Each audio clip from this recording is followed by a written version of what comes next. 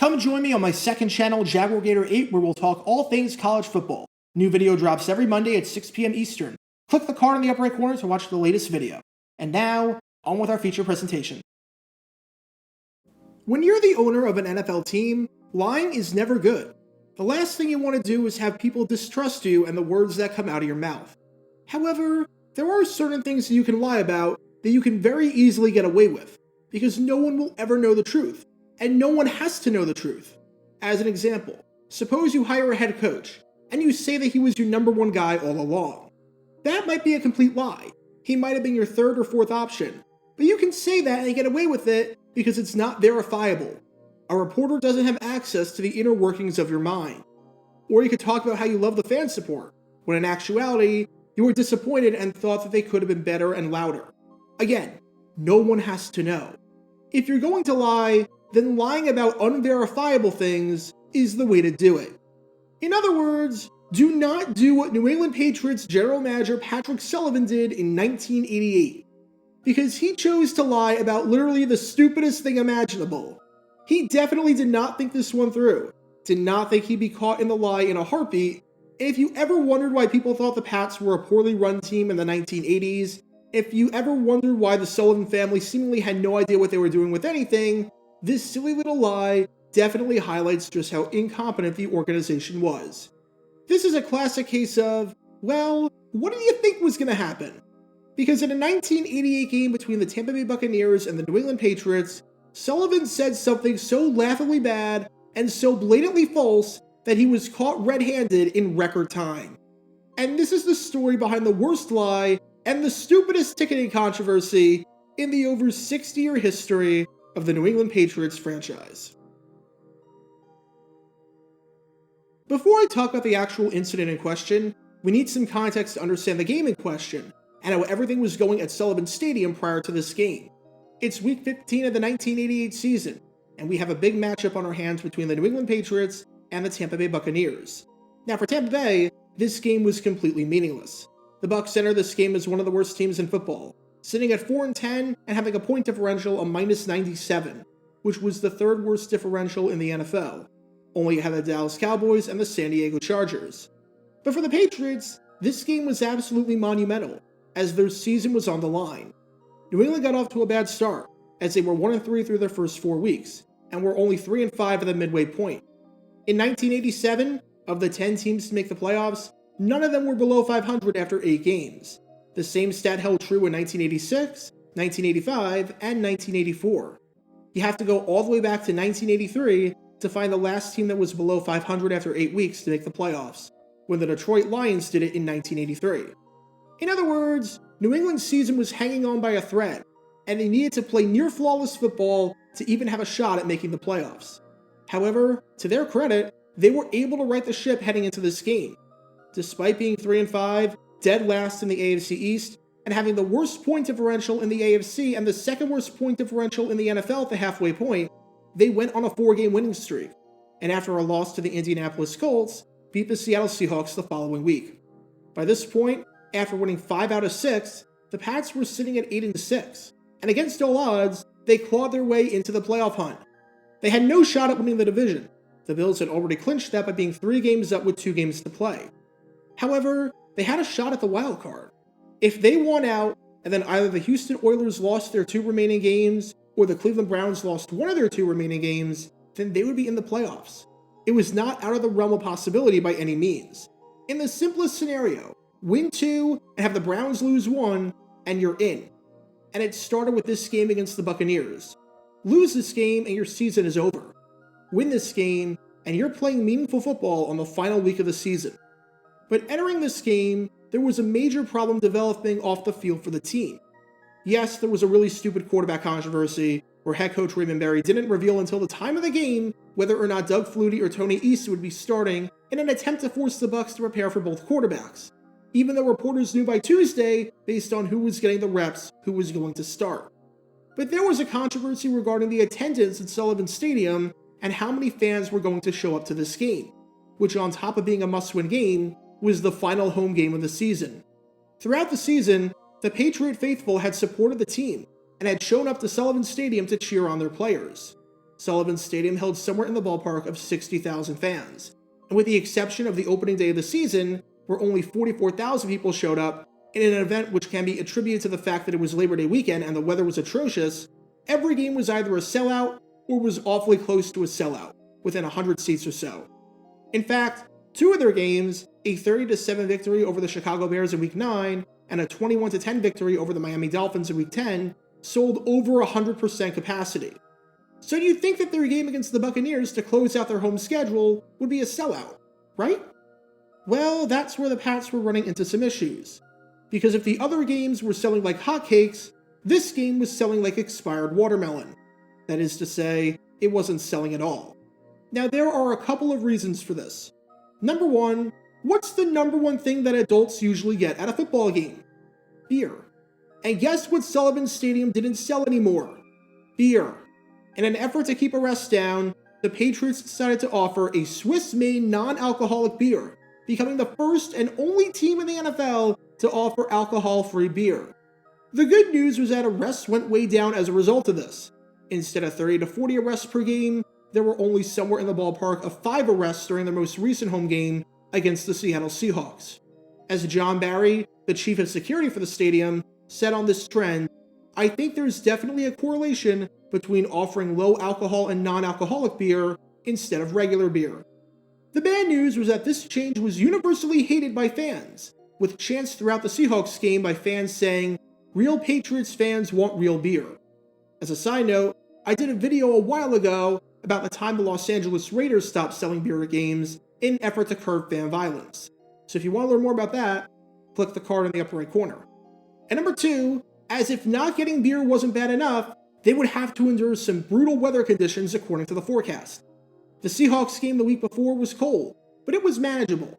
It was 39 degrees at kickoff with a wind chill of 28. Not ideal for the average fan, but not terrible either. The projected wind chill for the Buccaneers game, thanks to 17-mile-per-hour winds taking place in the Northeast in the middle of December, was a mere 7 degrees. Understandably, not a lot of people wanted to go to a game in 7-degree weather when they can't buy beer. This marked one of the coldest home games in Patriots history. I looked at every regular season home finale that the Pats had since the NFL expanded to a 16-game season in 1978, and usually you were dealing with games in the 20s. This was the first time since the expansion of the schedule that we were dealing with a wind chill in the single digits. And for General Manager Patrick Sullivan, he did not like this one bit. He wanted the fans to show up, but they were not budging. Even if it meant that the game had to be blacked out, that was a risk that the fans were willing to take so that they could drink beer on Sunday and sit in a house that isn't in single-digit temperatures. And this is where Sullivan is about to do something ridiculously stupid. Because instead of being honest about the number of tickets left, or even saying something vague, like "we've sold a lot of tickets for this game, and we're excited about the fans coming out for the final regular season home game," he decided to throw out a specific number of tickets. Because Sullivan announced that only 9,000 tickets remain for this game. That's it. Just 9,000 tickets remaining, which would put the attendance somewhere around 51,000. As you're about to find out, however, Sullivan was just a teeny bit off with those numbers that he may or may not have made up. December 11th, 1988. It's 1 o'clock on the East Coast, and it's time to play some football. And of all the games in the history of the NFL to ever go into overtime, this one has to be up there with one of the most boring ever played. There's no way to sugarcoat it. This game was just not very good. Both offenses struggled to get anything going. The Pats were averaging about 2 yards per carry. The teams combined for 4 turnovers and 12 penalties. Tony Easton threw 2 interceptions, and the teams combined for just 25 first downs. It was painfully low scoring, more because of poor offense than great defense, and it was a 0-0 tie at the half.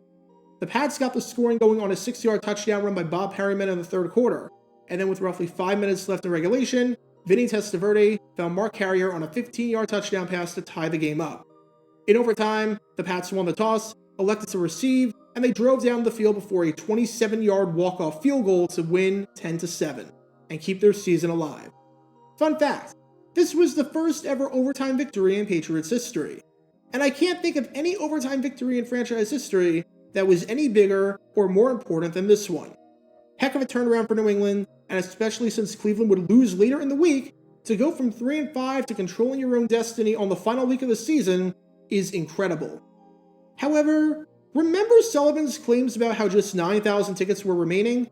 Well, let's look at some crowd shots from this game. And oh my, that's a lot of empty seats. There are entire sections of the stadium with no one in them. The upper level on each of the sidelines is like a ghost town. You might be saying to yourself that the lower level looks full, but close-up shots show that there were many empty seats in the region. The stadium is just extremely deceiving with how many people are actually there. Now, if Sullivan said that only 9,000 tickets remain for this game, but in actuality, it was 9,500, fine. We round numbers all the time to make it easier to speak. Heck, I did it in this very video when talking about the capacity of Sullivan Stadium, as it is not 60,000 on the dot. But Sullivan didn't smidge a number by a couple of hundred. He flat out removed the first digit of the number, and then some. Want to know the announced attendance at the game? It was 39,889, less than 40,000 people. Sullivan's number made it seem like, at worst, the game would draw 51,000 people, and that was assuming that not a single person bought a ticket after Thursday, so in actuality, about 54 or 55,000. But instead of 9,000 tickets unsold, in actuality, it was more like 19,000 tickets unsold. Yeah, that's kind of a big difference. Now, this could be for one of two reasons for the huge disparity in numbers. Option one is that Sullivan was telling the truth this whole time, but prior to the game, a massive tornado took out 10,000 people who had tickets in their hands, and all 10,000 tickets magically returned to the box office, as if they were never sold in the first place or in anyone's possession. Or option two is that Sullivan made the number up. I don't know about you, but given those two options, I lean toward option two as the one that was most plausible. And the press gave Sullivan hell for this, as one writer said that the Patriots seemed to have a problem in addition when totaling yesterday's crowd figures. Someone misplaced about 10,000 tickets or fans. Now you might be thinking here that this is making a mountain out of a molehill. But nope, because the day after the game, Sullivan had to apologize for lying to the public and deceiving them on ticket sales. Here is a general manager who was in the midst of guiding his team to the playoffs, and now he has to take time out of his day to apologize and explain what the heck he was thinking. As Sullivan said on why he did this, in one of the stupidest explanations I've ever heard, I didn't want people asking us why we weren't selling more tickets. I didn't want to spend the week answering questions about it. I'm sorry, what? The reason that you told a lie about how many tickets you sold was because you didn't want to answer questions about tickets being sold? You know there's an easy way around this, right? If someone asked a question about tickets, you could always say, I'm not going to answer any questions on ticket sales. One sentence, a mere 9 words, gets you out of this mess completely. Plus, and this is by far the funniest part, this isn't like a lie that you can keep under wraps and just hope that the truth never comes out. Because you see, humans have these things called eyeballs, and we use eyeballs to make observations. And we can call people out who are blatantly lying about things in front of our own eyes. If I show you this footage of a Jaguars game, and I tell you that this game was sold out, you'd immediately say, no it wasn't, you're lying. How can you say that? So saying that only 9,000 tickets remained, and that the game was close to selling out might help you out now. But when the game actually starts, and we can see blatantly empty sections of the stadium, you look like an idiot. And to go even further, alongside the fact that saying a stupid lie like this hurts your reputation and credibility, doing this literally hurts your own team's ticket sales. Remember that blackout rules apply. If a game does not sell out, it cannot be shown locally. If someone tells you that there's only a limited number of tickets left before the blackout is lifted, you're probably not going to buy, because you rely on someone else to buy them so you can watch the game at home and drink beer and not sit in the cold. It's the same logic that applies when there's someone in danger and there's a group of people around the person. No one helps because they all think that someone else will help out instead. However, if someone tells you that there's a ton of tickets left and the blackout is not going to be lifted, you're probably going to buy, because you know that's your only chance of watching the game. So good job here, Patrick. Not only did you ruin your reputation by making up the dumbest lie imaginable, but it literally benefited no one. So what's the moral of the story? While it should be don't lie, If you're going to lie about something, don't make it something that's so blatantly obvious that can be fact-checked immediately through basic human observation. And don't make it something that doesn't serve anyone any good. The irony in all of this is that Sullivan did this so he wouldn't have to answer questions about tickets. And because of this lie, he ended up answering more questions about tickets than he would have beforehand. Because the only thing uglier than this 10-7 game on the field was Sullivan's hilariously stupid lie off the field. Get your official Jaguar Gator 9 merchandise by going to jg9shop.com, and be sure to like this video, ring the notification bell, and subscribe down below if you haven't already, as it helps the channel out a lot. And be sure to check out Twitch every Wednesday night at 9 p.m. Eastern for your chance to play NFL trivia and win cash prizes. Link in the description below. If you want to see videos like this condensed down to 60 seconds, then follow me on TikTok at Jaguar Gator 9. To see college football videos, subscribe to Jaguar Gator 8. To see highlight videos of players throughout the history of the NFL, subscribe to JG9 Highlights. Also, special thanks to all of our Patreon supporters for helping out the channel. Your support is greatly appreciated. So you can become a patron and request future video topics in the description below.